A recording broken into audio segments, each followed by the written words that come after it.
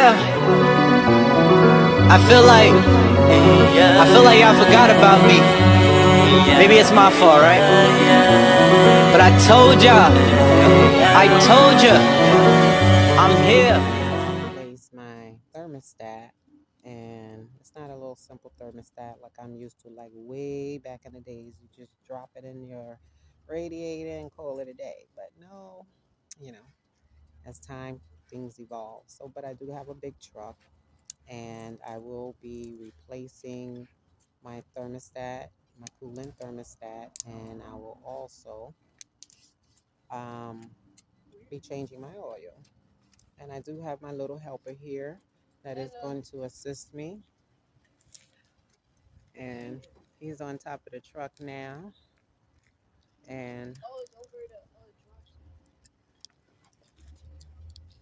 so we are going to work this out. I'm going to let my truck cool down for a minute because I have been driving. So this is what we're going to do. All right. So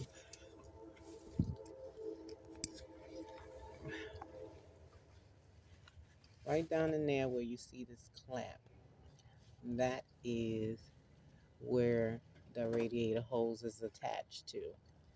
And so you really can't see it, but the part that we are going to use has a whole housing. So it is a thermostat, cooling thermostat. It has a whole housing. So it comes with two bolts. So the only difficult thing for me is going to have to reach down in there and unscrew these bolts. So I got my baby trying to investigate, see what he sees.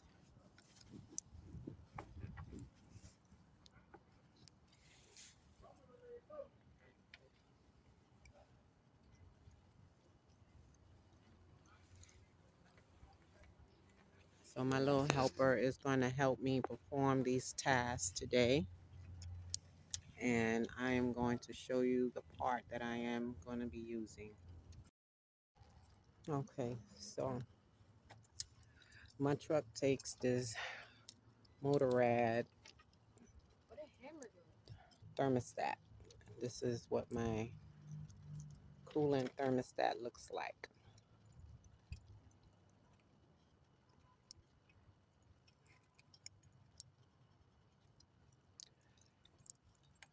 Okay, so the objective of this project is going to be, this thermostat comes with two bolts. One to go on that side and one to go on that side.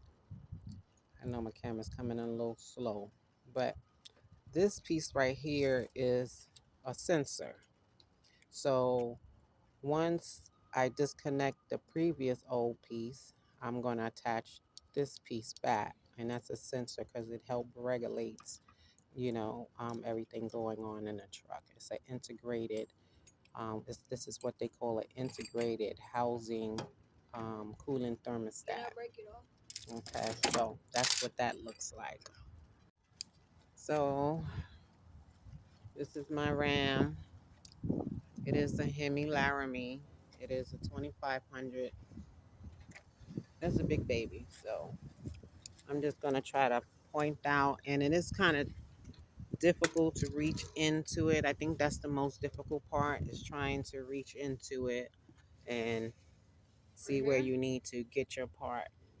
No.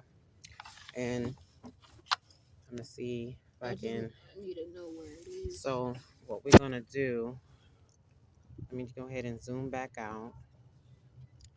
Okay, you watch your hand for a second. Why? So I can be able to explain what I'm doing and how we're going to trace what we're looking for. So this is our radiator hose, and we're going to trace that hose all the way down here. And then this is our AC line, so we can't mess with that. So we're going to trace this hole, and I know this hose, and I know it's kind of difficult to see it, and it goes back up in there. And it goes all the way up in the motor. Yeah, it does. So you see, I brought out my socket set. I got my little helper here So what I did was, since it is a hard to reach, kind of tight space, I connect my extension bars. So I have a 10, 6, and 2 3-inch extension bars, and then I have a 1/2 inch socket, and this is a deep, uh, a deep 1/2 inch socket. So I'm gonna see, knowing that it is kind of, difficult to get into this, and I have to extend my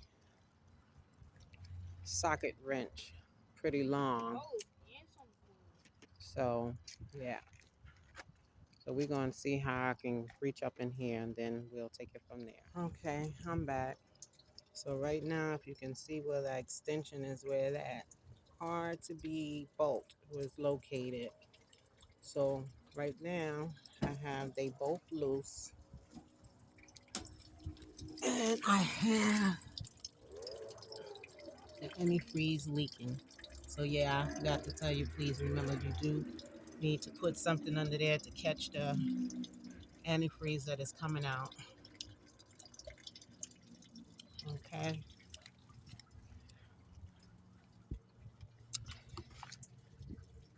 So this bolt is loose, and the other bolt right here is also loose. Now the only next objective I have is getting this piece to come off. So I know just the way it's looking, it's like a little clip. So I gotta get that clip to be released off of the old one. Okay, so I'm gonna let that drain and see how I can get my hand up in there to try to get that clip to be released. I know it's hard to see it, but this is what we got.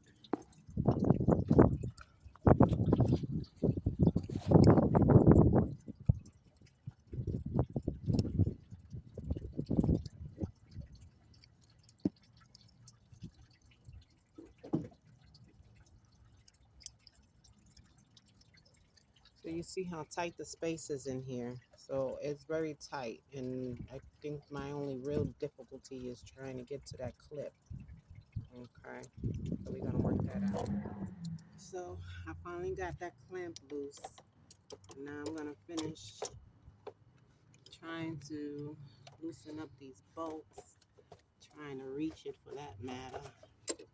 It's that bottom one that is special, I tell you, special. So I got it reached, and now I'm just go ahead and screw it on out. Yes, baby. Excuse me. You said what? That damn bolt dropped. So prayerfully we can find out where it dropped to, and try to see if I can grab this other one before it falls too. See if I can switch it to fingers. These are the two bolts that is holding that housing. So I have to make sure I hold on to my bolts. So I am going to place it right there. And I got to go ahead and retrieve the other one. But in the meantime, I got to go ahead and pull this hose out of here. I have to get it unmangled from this stuff. Push it as back as I can.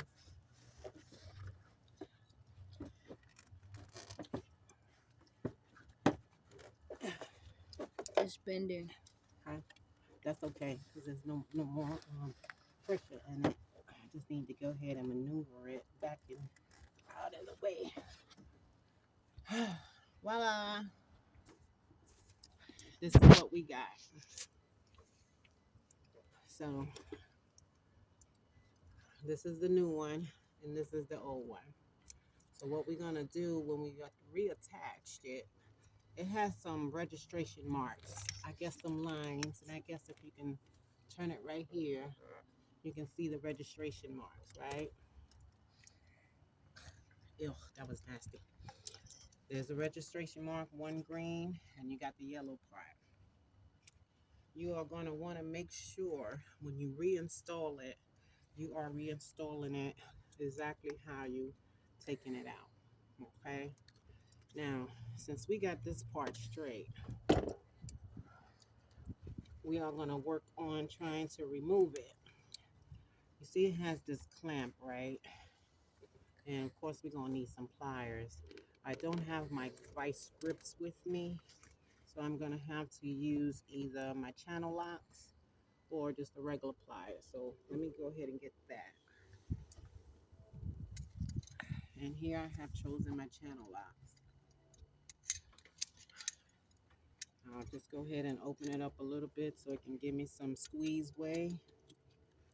And I'm going to squeeze this baby until I work this hose off of this part.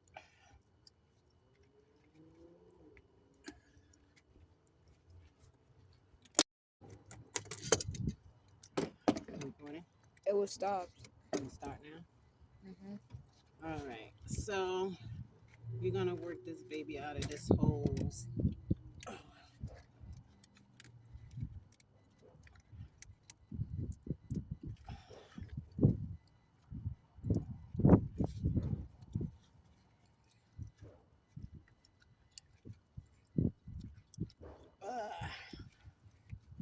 It's a job. I gotta try to work it off of there. Been repaired or replaced. You can't repair it, you just have to replace it. So ain't no telling how long it's been on here. It's probably been on here since my truck has been made, and I would say it's been made in 2018. So it's a good thing, at least now I know when I'm driving, I know the parts that I had go ahead and replace myself. And I know they're new and I wouldn't have any problems with no overheating. Okay. Come on, baby. Come on out there. Let me get some leeway in there.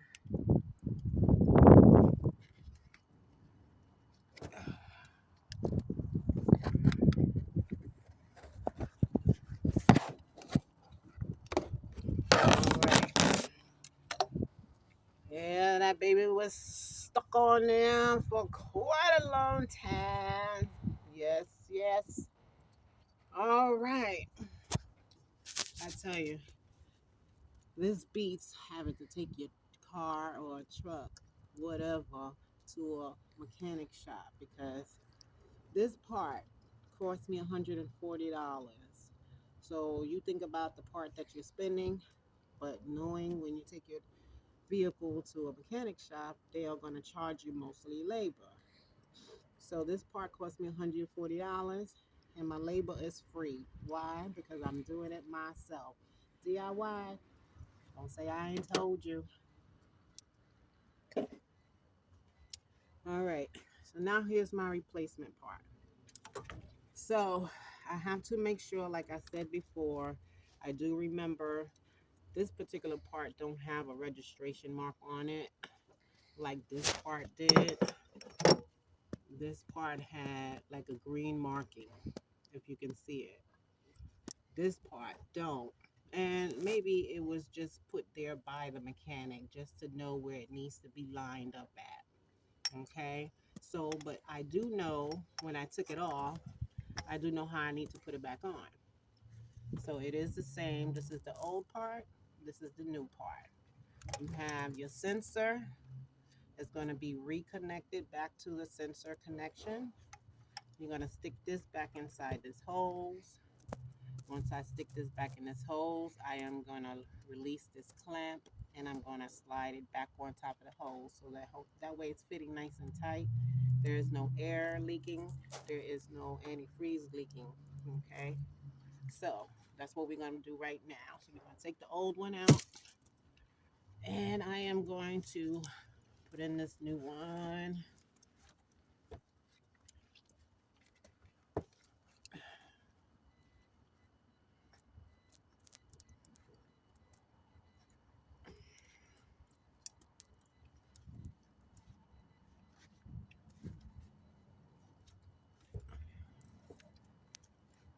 So when I stick it back down in there, I'm going to make sure my hose or my fittings are going to fit back the right way once I go ahead and straighten it back up and I work it back in there. So that's looking pretty proper right there. You see my little end clips, one on this side and you see another one on this side. So once I'm good, I'm going to take my panel lock. I'm going to open it up and I'm going to squeeze the hell out of this baby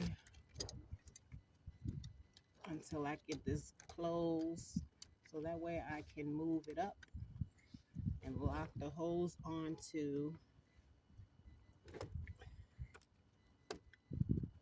the thermostat. Bring it on up here. Oh, not too far. Okay, so you want to lock it nice and tight. Once you got it where you need to be, making sure your fittings are good, the hose is completely around it, and just let it go. Voila. So that clamp is locked on there nice and tight. If your alignment is off, just remember you might have to go ahead and unclamp it again and loosen it up so that way you can make your alignment correct so it can align directly into where the holes belong. Now, here is my one bolt.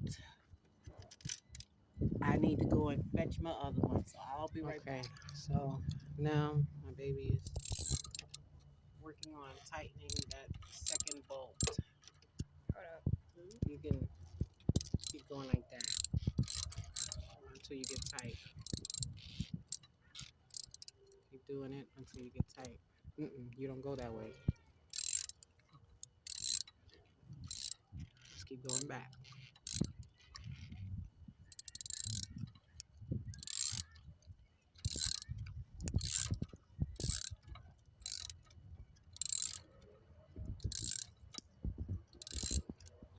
Tightening up.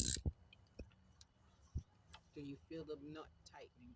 How would I feel the nut? Because it'll start getting a little tougher to turn.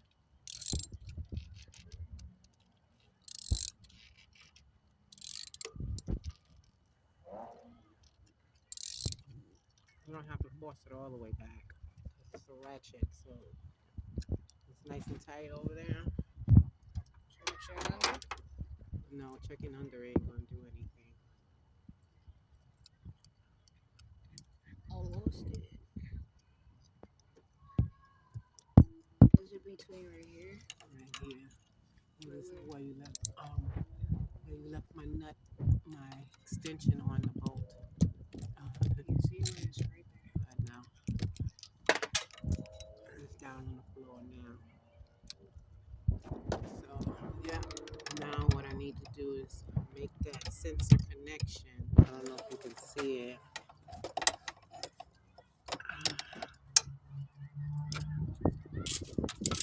My sensor connection is right here. I just need to make that clip it back on, and I'll be cooking with Crisco. I do have my thermostat connected, right?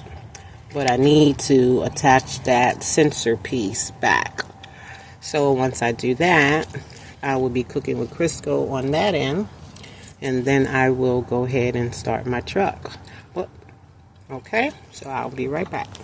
We have to check the reservoir. So now I have the connection. My thermostat is connected. It is replaced. Everything that's connected. This is my coolant reservoir. And it should be down below minimum. So what I'm going to do now, since all that is covered, I'm going to go inside my truck and I'm going to start it up. We got to make sure this cap is off. And we are going to turn our fan on low and turn our heat on high. Do I stay up here? You can. All right. So let's see what we got. I got my dashboard. See, my engine light is still on, and of course I am not going to clear that yet. My coolant temperature is at 96 degrees. It didn't actually ever overheat on me, but my engine light came on, and the reading that I did get was telling me I need to change my thermostat. So I was planning on taking a 2.5-hour trip, and I had to dead that trip until I was able to order my part, and it came in. So my thermostat went to the highest of 185, and that is good.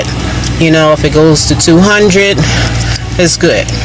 Once it gets to 200, at least 220, you know, the fan should turn on. So right now we're in good status, and I'm going to go ahead and turn my fan on, turn my thermostat on low, and have my temperature set to high. So my fans are on low, and then we're gonna go back out and we're gonna look inside the reservoir. Kind of look inside here. So what we're gonna do is go ahead and bring some antifreeze in here and fill it up to at least the minimum. You want to hold that for me, sir? So we're going to go ahead and fill this reservoir up to the minimum marking.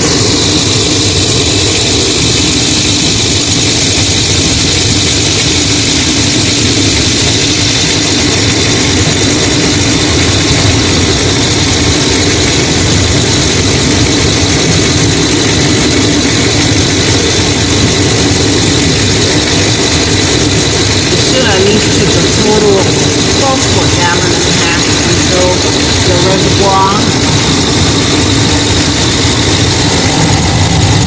I'm going to make sure it's at my minimum marking. And what I'm going to do is wait till it goes through its cycle, because it's integrated in the sensor on pull it through the system. So we're going to wait till that happens, let it run for a few minutes. And then we're just going to go ahead and top it off. And that will be it. Now this job, if it wasn't being as difficult to get to your access point to be able to change your thermostat, the job would have been much simple. I would say maybe give or take 15-20 minutes.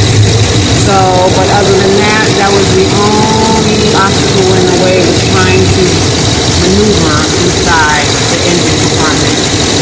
So that has been done. It has been replaced. That job would have took at least 20 minutes to do. Then I changed my oil. My oil, that job does not take long. I'll say about 15-20 minutes to change your oil. So these are some of the things that you can do, DIY, do it yourself, that just pay for all the products or the items or the parts that you need, and